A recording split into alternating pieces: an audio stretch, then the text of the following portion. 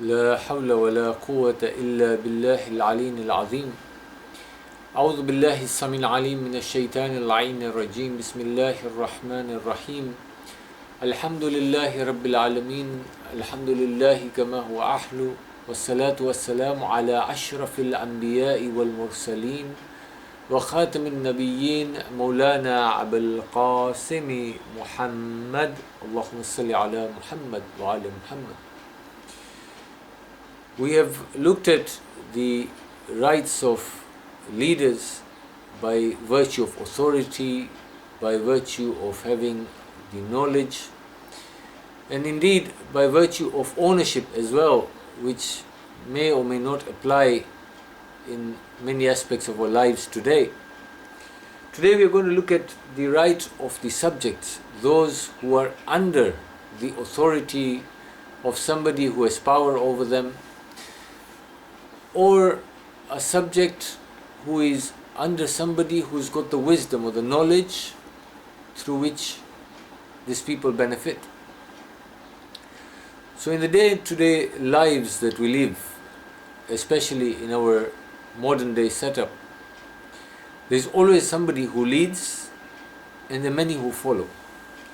The Imam says that you need to understand that this authority that you have over them is God-given.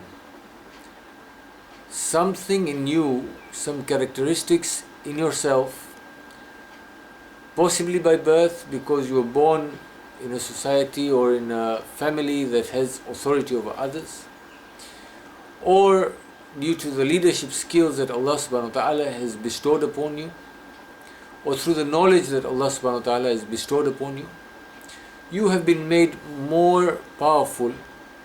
You have been put in a position of authority over those who are humbled and made weak because of their lack of those same attributes. People need guidance, people need sense of direction, and you have been given that chance to lead them and guide them.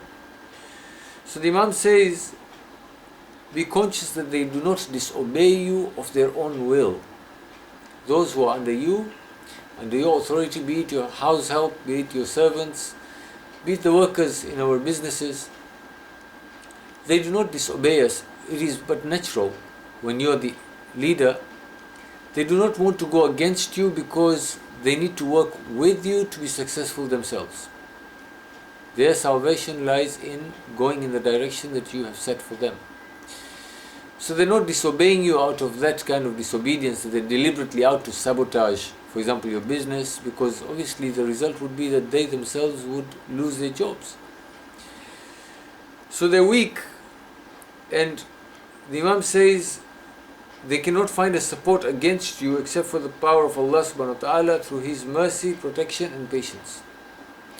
So Allah subhanahu wa ta'ala has actually tried you, the leader, the one with the authority, how you treat your subjects, how you behave with them.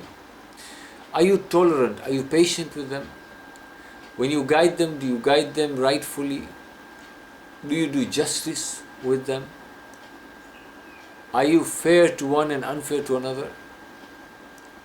So whilst their trial was how they obey you, your trial is how you behave with them.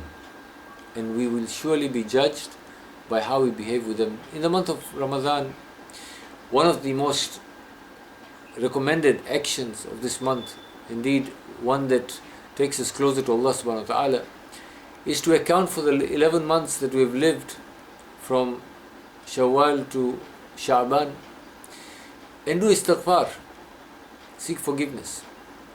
On one hand, we are under the authority of Allah subhanahu wa ta'ala and we're asking His forgiveness, His leniency, His mercy. On the other hand, there is a certain chain that He's put in place whereby there are those who are under you in this lifetime.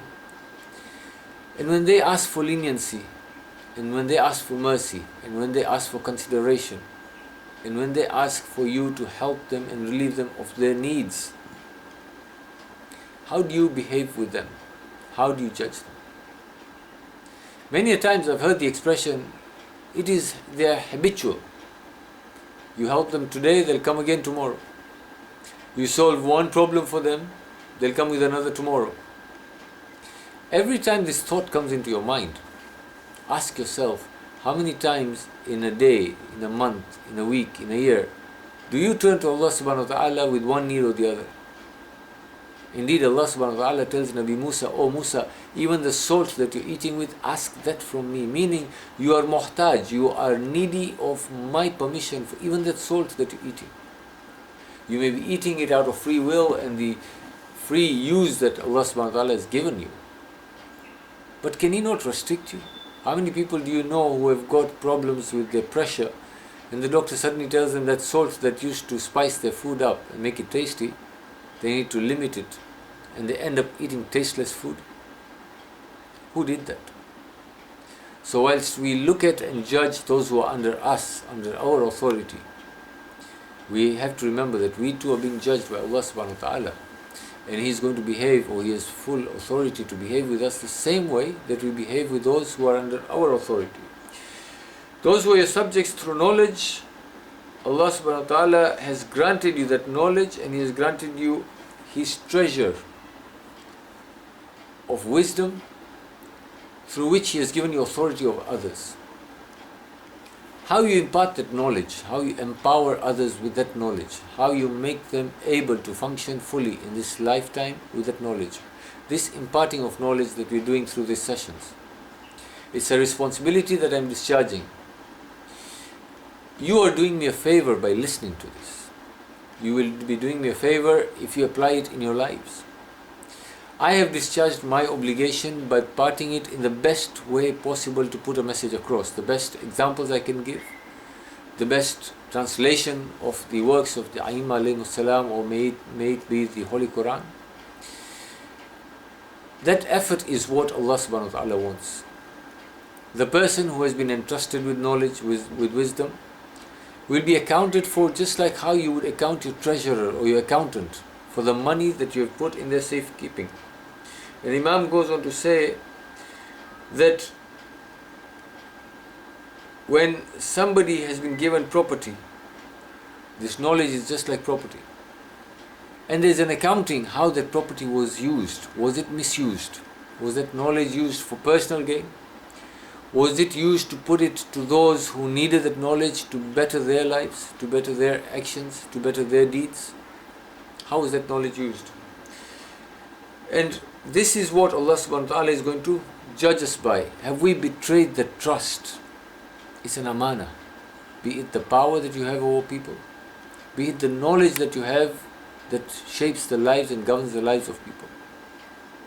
How have you discharged this obligation? So let us not take our knowledge, let us not take our authority for granted. Knowledge comes in many forms. This is just one knowledge. There is the knowledge of medicine, for example, today in the times of COVID. If the doctors who have been empowered by Allah subhanahu wa ta'ala through the knowledge of medicine misuse that knowledge, do not give it off to those who are in need and only select those who they want to favor, that also is going to be accountable. So we need to be careful how we use this authority and knowledge. Last but not least, we are approaching the days of the Ayyam, or the days where we commemorate the martyrdom of Amirul Mu'mineen. And in light of authority and knowledge, the best of examples for us is Amirul Mu'mineen. He was never unjust to anybody in need. Anybody who fell under his authority, be he a Muslim or non-Muslim, be he young or old, be it somebody who was a friend or a foe. So whenever you are going to do justice, whenever you're going to have to do something for one of your servants or workers or those under your authority, ask yourself, would you give the glass of milk to the person who potentially becomes your killer? Would you give a glass of milk to the person who hits you from the back fatally with an intention to kill you? On the 19th of Mahi Mubarak Ramadan, we will come to hear that Amirul Mu'mineen gave the glass of milk that was given to him for his health, for his well-being, to quench his thirst, to the person who ultimately ended up becoming his killer. do I offer the best of what I have to those who are under me, be it friend or foe. وآخر دعوانا أن الحمد لله رب العالمين. سورة مباركة الفاتحة.